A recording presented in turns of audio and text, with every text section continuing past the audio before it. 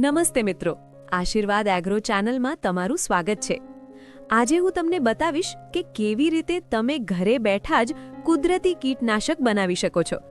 આ છે મરચા લસણનો સ્પ્રે। જો તમે ખેતરમાં થ્રિપ્સ, ઈયળ, સફેદ માખી કે અન્ય જીવાતોથી પરેશાન છો તો આ વિડિયો તમારા માટે ખૂબ જ મહત્વનો છે। આજે આપણે શીખીશું કે આ સ્પ્રે કેવી રીતે તૈયાર કરવો, તેનો કેટલો વપરાશ કરવો અને તે જીવાતોને કેવી રીતે અટકાવે છે। તો ચાલો શરૂ કરીએ। ભાઈઓ, પહેલા એક વાત સમજીએ, આપણા ખેતરમાં કઈ જીવાતો વધુ જોવા મળે છે? 1. થ્રિપ્સ। આ પીળા રંગની નાની જીવાત છે જે પાંદડાને કોતરીને નુકસાન કરે છે। 2. લીફ માઇનર, જે પાંદડાની અંદર સફેદ નકશા જેવી સુરંગો બનાવે છે। 3. સફેદ માખી, નાના સફેદ ઉડતા પતંગિયા જેવી જીવાત। 4. મોલોમસી અને ઈયળ। આ બધામાં એક સમાન બાબત છે, આ બધી જીવાતો છોડના કોમળ પાંદડામાંથી રસ ચૂસે છે, જેના કારણે પાક નબળો પડી જાય છે। પણ આ મરચા લસણનો સ્પ્રે આ બધી જીવાતો સામે જાદુઈ અસર કરે છે।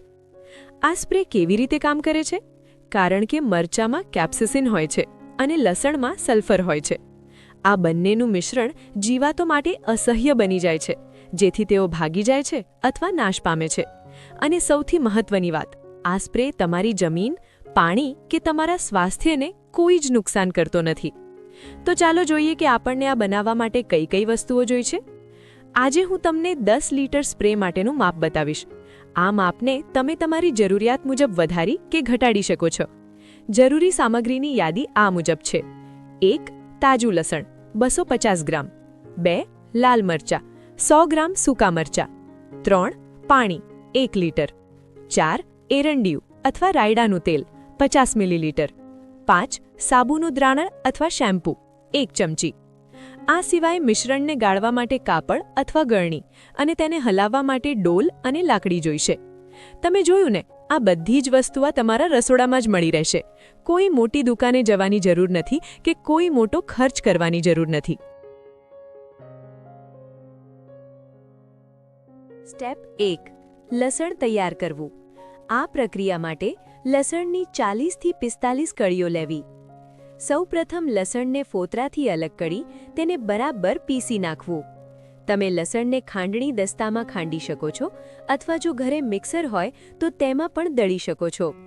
જ્યારે લસણ બરાબર પીસાઈ જાય ત્યારે તેને એક ડોલમાં પાણીમાં ઉમેરી દો।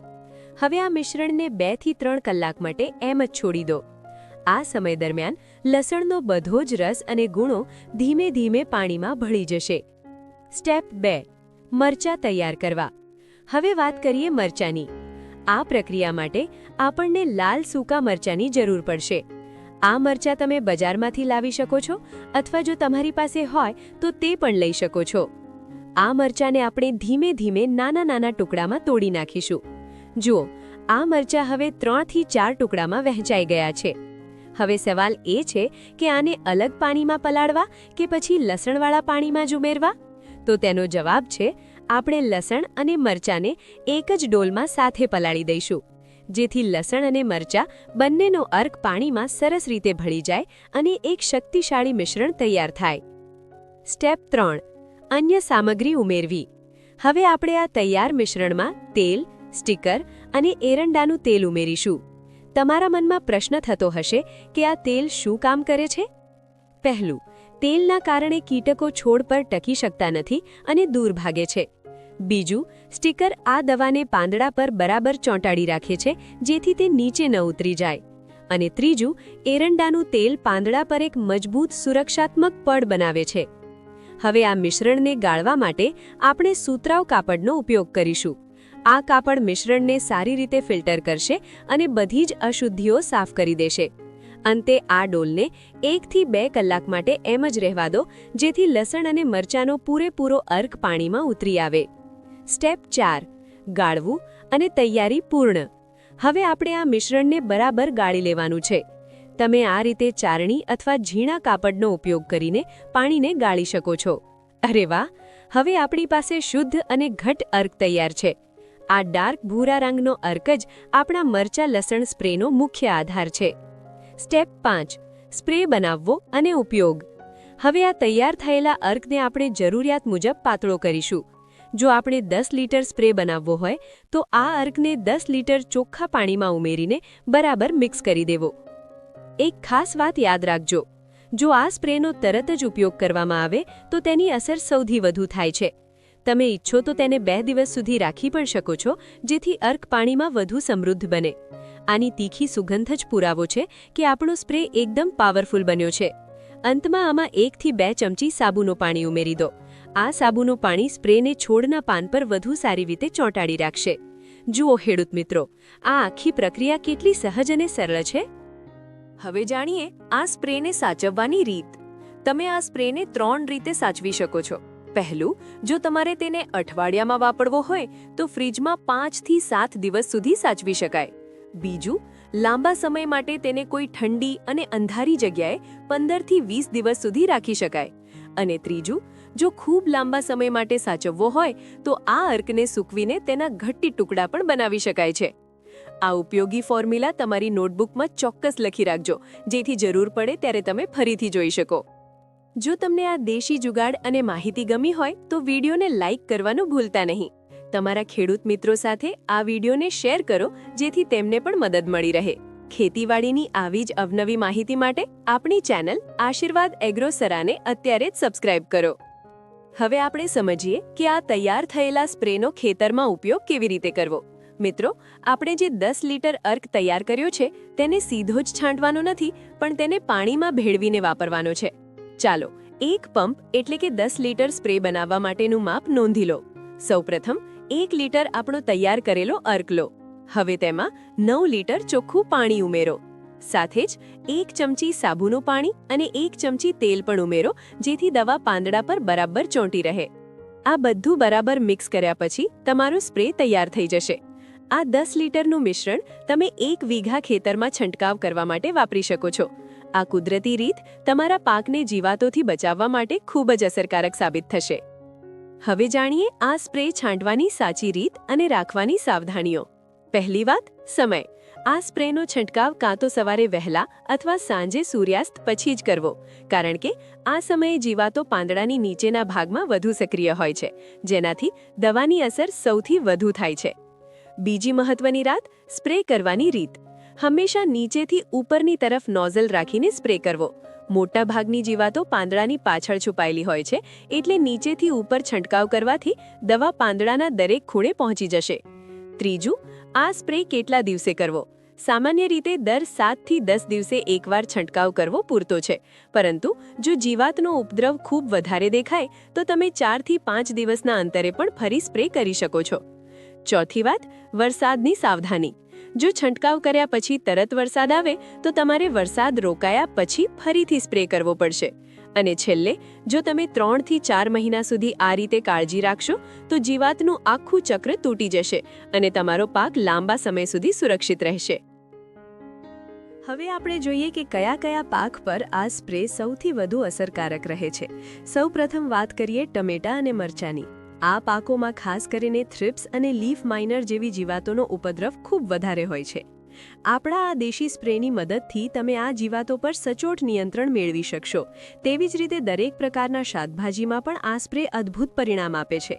બાજરી અને કપાસ જેવા પાકોમાં પણ જ્યારે જીવાતોનો હુમલો થાય ત્યારે આ સ્પ્રેનો ઉપયોગ કરવો ખૂબ જ હિતાવહ છે. તમે અત્યારે સ્ક્રીન પર જોઈ શકો છો કે આ સ્પ્રેના પરિણામો કેવા મળે છે. યાદ રાખજો, જો તમે જીવાત આવે તે પહેલા અથવા શરૂઆતના તબક્કે જ આ સ્પ્રે કરશો તો તમને આશ્ચર્યજનક રીતે ગુણવત્તાયુક્ત ફળ અને વધુ ઉત્પાદન મળશે. ચાલો હવે જાણીએ કે આ મરચા લસણનો સ્પ્રે કઈ જીવાતો પર કેટલી શક્તિશાળી અસર કરે છે. તમે અત્યારે સ્ક્રીન પર આંકડાઓ જોઈ શકો છો. પહેલું છે થ્રિપ્સ, જેમાં 2 થી 3 છંટકાવ કરવાથી 90% સુધી નિયંત્રણ મળે છે. બીજું લીફ માઇનરમાં 3 છંટકાવ પછી 80% જેટલી જીવાત દૂર થાય છે. સફેદ માખી એટલે કે વ્હાઇટ ફ્લાય પર 70% અને મકોડા કે ઈયળ પર તો 100% સુધી સચોટ પરિણામ જોવા મળે છે. તેમજ જીવાણથી થતા સંક્રમણમાં પણ 40 થી 50% જેટલી રાહત મળે છે. પરંતુ મિત્રો, આ સ્પ્રેનો સૌથી મોટો ફાયદો એ છે કે આ સંપૂર્ણપણે કુદરતી છે. આનાથી તમારા પાકને, તમારી જમીનને કે તમારા પરિવારને કોઈ જ આડઅસર થતી નથી. ખાસ કરીને ખેતીમાં મદદરૂપ એવા મિત્ર કીટકો અને પક્ષીઓ આનાથી સુરક્ષિત રહે છે. ખરેખર આ કુદરતી ખેતીનો એક ચમત્કાર જ છે. પરંતુ મિત્રો, એક વાત ખાસ ધ્યાનમાં રાખજો. માત્ર સ્પ્રે છાંટવાથી જીવાતનો પ્રશ્ન કાયમી હલ નથી થતો. આપણે ખેતીની કેટલીક પાયાની પદ્ધતિઓમાં પણ સુધારા કરવા પડશે. પહેલું છે પાકની ફેરબદલી. દર વર્ષે એક જ ખેતરમાં એક સરખો પાક ન લેતા પાક બદલતા રહો, જેથી જીવાતોનું જીવનચક્ર તૂટી જાય. બીજું, આંતરપાક પદ્ધતિ. તમારા મુખ્ય પાકની આસપાસ ગલગોટા કે અન્ય ફૂલ છોડ વાવો, જેનાથી કુદરતી રીતે જીવાતોનું આક્રમણ ઘટે છે. ત્રીજું અને ચોથું, પાણી અને પોષણનું આયોજન. છોડને સાચા સમયે પાણી આપો અને સંતુલિત ખાતર આપો, જેથી છોડ પોતે જીવાતો સામે લડવા માટે મજબૂત બને. અને છેલ્લે, જો શરૂઆતમાં ક્યાંક જીવાત દેખાય તો તેને તરત જ હાથથી વીણીને દૂર કરી દો. જ્યારે તમે આ બધી પદ્ધતિઓ અને આપણા દેશી સ્પ્રેને સાથે અપનાવશો, ત્યારે જ જીવાતોનું સંપૂર્ણ અને સચોટ નિયંત્રણ શક્ય બનશે. વિડીયોના અંતમાં કેટલીક ખાસ સાવચેતીઓ અને કામની ટિપ્સ જાણી લઈએ. આ સ્પ્રે ઘણો તીખો હોવાથી છંટકાવ કરતી વખતે ખાસ ધ્યાન રાખવું કે તે આંખમાં ના ઉડે. જો ભૂલથી છાંટા ઉડે તો તરત જ ઠંડા પાણીથી આંખ ધોઈ લેવી. સાથે જ સ્પ્રે કરવાનું કામ પૂરું થયા પછી હાથ અને મોઢું સાબુથી બરાબર સાફ કરી લેવા. હવે વાત કરીએ કેટલીક એડવાન્સ ટિપ્સની. જો તમે આ સ્પ્રેની સાથે ટ્રાઇકોડર્મા ભેળવશો તો તે સોનામાં સુગંધ ભળવા જેવું કામ કરશે. આ કોમ્બો જીવાત અને ફૂગ બંને પર એકસાથે કાબૂ મેળવવામાં મદદ કરશે. બીજી એક ખાસ વાત, જો ખેતરમાં જીવાત હજુ શરૂઆતના તબક્કે જ હોય તો તમે દવાનું પ્રમાણ થોડું ઘટાડીને હલવો છંટકાવ પણ કરી શકો છો. તમારા પાકમાં આવતા ફેરફારના ફોટા લેતા રહો, જેથી તમને આ દેશી જુગાડની તાકાતનો અંદાજ આવે. આશા છે કે આ માહિતી તમારા ખેતરને હર્યુંભર્યું રાખવામાં મદદરૂપ થશે. તો ખેડૂત મિત્રો, આજે આપણે જોયું કે કેવી રીતે ઘરે બેઠા જ માત્ર 10 લીટર મરચા લસણનો પાવરફુલ સ્પ્રે બનાવી શકાય. આ સ્પ્રે તૈયાર કરવામાં માત્ર 2 થી 3 કલાકનો સમય લાગે છે અને ખર્ચ તો માત્ર 20 થી 30 રૂપિયા જેવો જ થાય છે, કારણ કે લસણ અને મરચા જેવી સામગ્રી તો આપણા ઘરમાં જ હાજર હોય છે. યાદ રાખજો, આ અર્કને તમે 2 થી 3 દિવસ સુધી સાચવી શકો છો, પણ જો તેનો તાજો ઉપયોગ કરશો તો પરિણામ સૌથી શ્રેષ્ઠ મળશે. તો ખેડૂત ભાઈઓ, આજે જ આ દેશી સ્પ્રે બનાવો અને તમારા ખેતરમાં તેનો પ્રયોગ કરો. તમને કેવું રિઝલ્ટ મળ્યું તે મને કોમેન્ટ બોક્સમાં જરૂરથી જણાવજો. અને ખાસ વાત, ખેતીવાડીની આવી જ અવનવી અને કુદરતી માહિતી માટે આપણી ચેનલ આશીર્વાદ એગ્રોને અત્યારે જ સબસ્ક્રાઇબ કરી લો. આવનારા વિડીયોમાં આપણે આવા જ બીજા અસરકારક ઉપાયો વિશે વાત કરીશું. ધન્યવાદ મિત્રો, સૌને મારા રામ રામ.